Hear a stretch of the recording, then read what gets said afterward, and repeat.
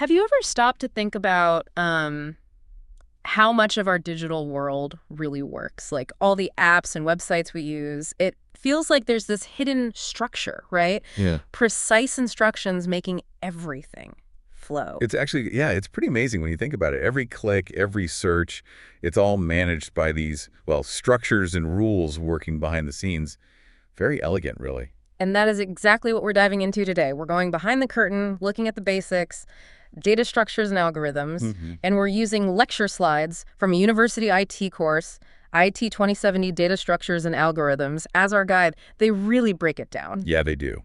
So our mission today really is to unpack these fundamental computer science ideas. We'll define them, talk about why they're so important in the real world, Right. and show how they're actually powering the apps and stuff you use every single day, maybe without even realizing it. And we're going to spend a bit of extra time on one specific structure that's honestly pretty intuitive once you get it, the stack. Ah, yes, the stack. Classic. So yeah, get ready to see your digital life a little differently. Okay, let's start with the basics then. Foundational concepts. First up, data structures. What are they? Okay. Well, think of a data structure as just a specific way to arrange data. In a computer's memory, usually, maybe sometimes on a disk, the whole point is to store it so you can get to it and change it efficiently. So it's not just like dumping everything in a big digital box. It's organized like shelves in a pantry versus just a pile on the floor. Exactly. Perfect analogy. Oh. You wouldn't just throw all your baking ingredients together if you needed the flour quickly. Right. You use containers, specific spots. In computing, these containers have names like stacks, queues, linked lists, trees, lots of them. Okay, so those are the structures, the arrangements. What about algorithms then? Right. So if the data structure is the organized pantry, the algorithm is the recipe. It's a really well-defined procedure, a set of steps. It takes some input, your data, your ingredients, and produces some output. Ah, okay. So the algorithm uses the data structure. It's the how-to for doing something with that organized data, like searching for a specific spice in your pantry or sorting all the spices alphabetically. Exactly. Algorithms manipulate the data within those structures, searching, sorting, calculating, all that stuff. Makes sense. But for an algorithm to be actually useful, it needs a few key things. It has to be correct, obviously. Yeah, you want the right answer. It needs to be unambiguous, totally clear, no room for interpretation. It must give the right solution for all possible inputs, not just some. Okay. And importantly, it needs to be simple, clear, and it must terminate. It has to finish. Right. You don't want your GPS still calculating the route after you've already arrived. Precisely. A never-ending recipe isn't much good. Okay, so we know what they are now. Data structures organize, algorithms process. But why should you listen, Kara? It sounds a bit abstract, maybe, hidden inside the computer. But that's the thing. They're not just abstract. They're absolutely everywhere, making your digital life work. It gets really interesting when you see the applications. So how are they used? Well, the most obvious one is just storing data efficiently. Think about huge databases, cloud storage, even just files on your laptop. They all rely on specific data structures so you can save stuff and find it again quickly. Without them, searching an old email would take forever. Oh, ages. Or loading a web page. It would be painfully slow. Okay, what else? They're also brilliant for modeling the real world. You mentioned queues earlier. Like waiting in line? Exactly. That's a perfect model for a queue data structure. Yeah. First in, first out. Or think about airline routes between cities. That could be represented as a graph.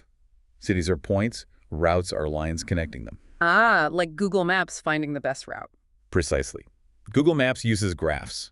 And importantly, it uses clever algorithms on that graph structure to find the fastest route, not just any route. Right, finding the best one. Yeah, and often they have to balance calculation speed for millions of users against finding the absolute perfect route. It's a trade-off. Okay. And for programmers themselves, structures like stacks and queues are tools they use constantly, not just for storing the main data, but as like temporary helpers to make other algorithms work smoothly. Like a scratch pad. Kind of, yeah. A temporary workbench to get a specific job done. So really, whenever you use an app, browse the web, do almost anything digital, these data structures and algorithms are working away silently. Constantly. They're the foundation enabling the speed and efficiency we just expect now. Which brings us nicely to that specific example you mentioned, the stack. Yes, the stack. It's a great one to start with because it's quite intuitive. Okay, so how does it work? I'm thinking. like a stack of plates. You put a clean one on top, you take one off the top. That's a perfect mental image. Yeah.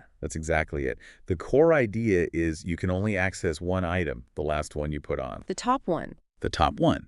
If you take that one off, then you can get to the one underneath it, the second to last one added. Which leads to that acronym, right? LIFO. LIFO. Last in, first out, the last plate you stacked is the first one you use. Okay. And a key rule, all adding and removing happens at one end only. We call that end the top. You can't sneak one out from the middle or bottom. No cheating. No cheating. So to manage this, we have specific actions operations. Adding an item is called a push. Push, like pushing a plate onto the stack. Exactly. Places the new item right on top. Then taking one off? That's called pop. You pop the top item off the stack. Pop. Okay, so push adds, pop removes, always from the top, following that LIFO rule. Correct. And there's one more main one, peek. Peek, like just looking. Yep. Peek lets you see the value of the top item without removing it. You just take a look. The stack doesn't change. Only the top is visible. Got it. Push, pop, peek. Seems simple enough. But where do we actually, encounter stacks in real life, digitally speaking? Oh, they are surprisingly common. Think about the undo function in, say, a word processor. Ah, yeah, I use that all the time. Every time you type something or format text, that action gets pushed onto an internal stack. When you hit undo, It just pops the last action off and reverts it. That makes total sense. it's elegant, isn't it? Or your web browser's back button. Oh, yeah. How does that work? As you visit pages, each page address is pushed onto a stack. When you hit back, it pops the current page off, revealing the previous one. The forward button uses a related idea, often in another stack. Ah, clever. What else? Well, deep inside programming, they're crucial for something called recursion. That's when a function calls itself to solve smaller versions of the same problem. Sounds complicated. It can be, but stacks manage it. Each time the function calls itself, information like where to return to gets pushed onto a stack. As it solves the smaller pieces and returns, that info gets popped off, guiding it back. Wow. And even more fundamentally, the computer's processor itself uses a stack. When a program runs a function or a method, details like where it should go back to afterwards and any data it needs get pushed onto a special memory stack. So the computer hardware relies on this idea too. Absolutely. When the function finishes, that stuff is popped off, and the processor knows exactly where to continue. It's how programs keep track of where they are. That's actually kind of amazing. Such a simple idea used everywhere. It really is. So if it's that fundamental, how do programmers actually, build a stack in their code? Conceptually, anyway. Conceptually, one simple way is to just use an array, a fixed list of slots. Okay, like a box with numbered compartments? Sort of, yeah. You'd need the array itself to hold the items. Yeah. And you need a way to remember which slot is currently the top. Maybe a simple number and index. And if the stack is empty? You'd initialize that top index to something special, like natick1, meaning nothing's here yet. Okay. So how does push work with an array? Right. So to push an item, you first increment your top index, move it up one slot, and then you just place the new item into the array compartment at that new index. Makes sense. Move the marker, put the item there. But you also need to check first if the stack is already full. If your top index is already at the last slot of the array, you can't add more. Ah, right. Error handling. Okay, what about pop? For pop, first you'd want to check if the stack is empty. Is the top index already at many of one? If so, you can't remove anything. Okay, makes sense. If it's not empty, you grab the item from the array slot where top is currently pointing. Then you just decrement the top index, move it down one slot. So you get the item, then move the marker back. Exactly. The item is still technically in the array slot, but because top moved, it's now considered gone from the stack. It'll get overwritten by the next push. Gotcha. And peek. Peek is the easiest. Check if it's empty first, of course. Yeah. If not, you just read the item from the array slot where top is pointing. You don't move the top index at all. Just look, don't touch. Pretty much. These basic actions cover it. And while arrays are easy to understand, that fixed size can be a pain, in real software you often use things like linked lists, which can grow and shrink as needed, more flexible. Okay, that makes sense. Seeing the mechanics helps. Could we walk through a quick example? Sure. Let's imagine we create a stack, maybe using that array idea, that can hold, say, 10 items maximum. Okay, 10 slots available. And it starts empty. So top is at -1.